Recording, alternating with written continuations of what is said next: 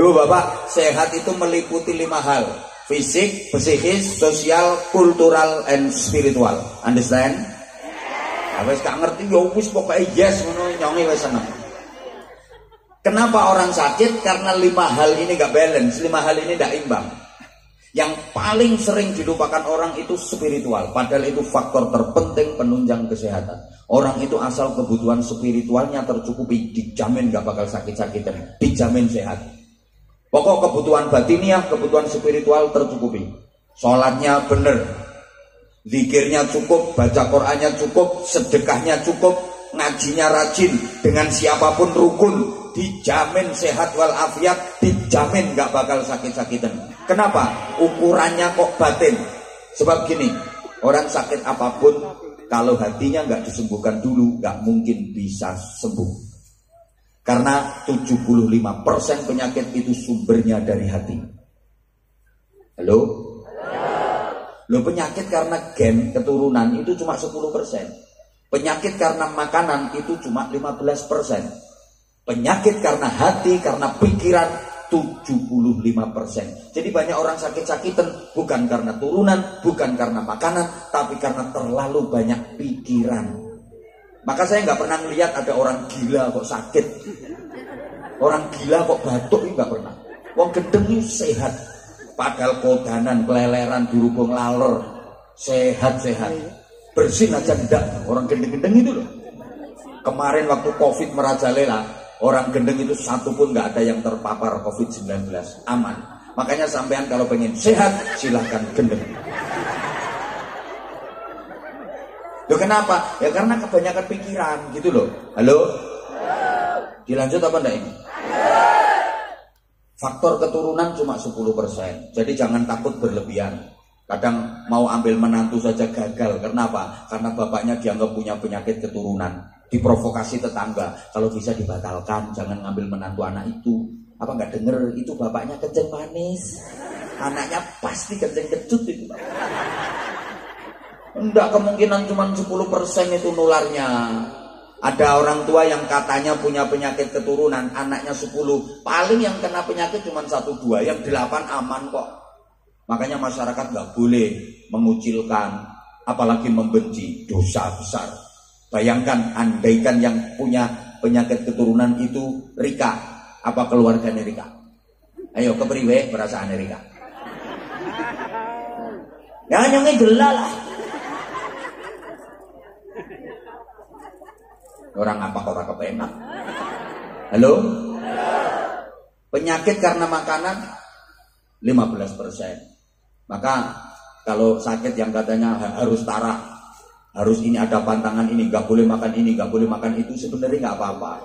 Yang penting 1, halalan thayyiban. 2, jangan berlebihan. Nggak apa-apa. Kasihan orang udah sakit pengen makan ini nggak boleh, pengen makan itu nggak boleh, malah ngenes. Ya itu yang bikin cepet mati. Nggak apa-apa, jangan dilarang. Yang penting 1, halal. 2, jangan berlebihan. 3, habis makan nggak usah periksa.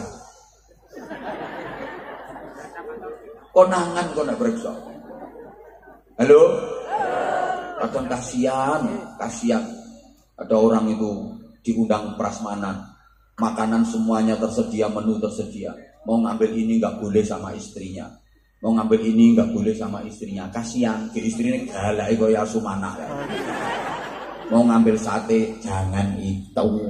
Mau ngambil lagi itu juga nggak boleh. Akhirnya delongap dari urip matane tok. Dulu waktu muda nggak punya duit, mau beli nggak bisa. Sekarang ada makan gratis, dilarang. Jangan dilarang Bu, kalau bapaknya sakit kayak gitu. Apalagi udah sepuh, butuh gizi, butuh vitamin. Yang penting tidak berlebihan. Gitu loh. Akhirnya suaminya takut, diajak makan ya. Mbah ini ada nasi mbah, dikit ae. Minta sop mbah ya, duduke wae. Tak ambilin sate mbah ini empuk, sate Tegal, sunduke wae. Kapan nikmate urip model ngono? Yang banyak penyakit itu karena pikiran, terlalu banyak pikiran. Makanya disurvei seluruh dunia, laki-laki sama perempuan itu rata-rata matinya lebih cepat laki-laki. Ini bapak-bapak siap-siap agak cepet mati itu Pak. Kenapa? Yo karena laki-laki itu terlalu banyak pikiran. Wong lanang niku ngomong apa mikir wae ora pati ngomong. Lek wong wadon ngomong wae ora pati mikir. Lah kebanyakan pikiran itu bikin sakit. Kalau kebanyakan ngomong nggak masalah, biasa.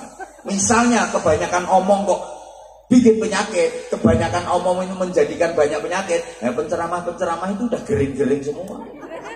Guru-guru TK itu banyak omongnya, ya gering semua, sakit semua. Nggak ada apa-apa kalau banyak ngomong. Tapi kalau banyak pikiran itu yang bikin sakit. Gitu loh Bu. Bu.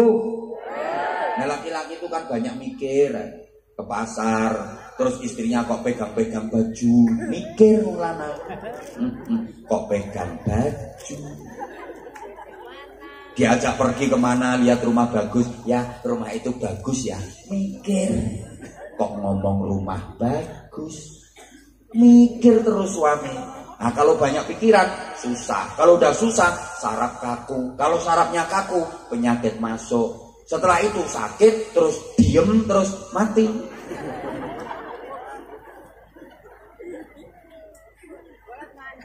Ya memang iya. Katanya sadis banget katanya. Kebanyakan suami mati ya karena banyak pikiran itu. Gitu loh. Tolong ibu bikin happy. Makanya saya kalau ngaji jamaahnya tak ajak ketawa ke TV, tak ajak senyum, tak ajak bahagia. Orang itu kalau bahagia, senyum, sarafnya kendor. Kalau sarafnya kendor, penyakit hilang. Tapi kalau orang susah, itu sarafnya kaku, penyakit masuk. Makanya dokter di mana-mana itu kalau mau nyontek pasiennya dibikin kendor dulu sarafnya. Kalau sarafnya masih kaku, nggak mau nyontek dia. Makanya dokter mau nyontek nggak tas-tus, coblos, enggak. Dibikin kendor dulu sarafnya, diajak ngobrol. Rumahnya mana Bu? Sumpyo Pak Dokter, sambil diisik-isik bokongnya itu. Nggak langsung coblos, diisik-isik bokongnya. Lah ini bokong diisik-isik kok malah diciut kayak nyut, masih kaku ini. Nggak mungkin itu dicus. Diajak ngobrol dulu. Sumpio sebelah mana Bu? Itu loh sebelahnya lampu merah. Masih kaku. Belum dicubles. Belum disontek. Terus ditanya, Ibu anaknya berapa? 7 Pak Dokter. Loh kok banyak? Iya Pak Dokter. Cus. Orang dokter mau ngecus itu nunggu pasiennya. Karena orang kalau ketawa hatinya seneng. Kalau hatinya seneng sarafnya kendor. Kalau sarafnya kendor bokongnya empuk. Cublesannya enak. Cus. Obatnya masuk roto dari tombol. Orang nyaprut cemberut susah. Sarafnya kaku. Kalau sarafnya kaku bokongnya atos. Cublesannya alot. Kadang dokter pakai tangan 2. Obatnya tidak masuk, cuma bokongnya aja yang mentol. Tidak sembuh-sembuh lah. Kata dokter, ini ilmunya dokter. Manusia itu sarafnya kendor apa kaku, itu tandanya di bokong. Ayo kita nono. Perempuan ya, wong wedon, wong wadon ini kapan lemu kae? Kok guyu, bokongnya nak mau obat mabit. Dibonceng sepeda motor iso kocek kabeh. Sarafnya kendor.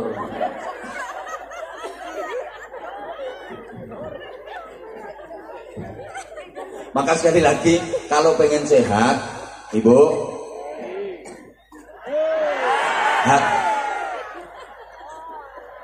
rumahmu mana? Nanti tak ambil, tak ceritani sendiri.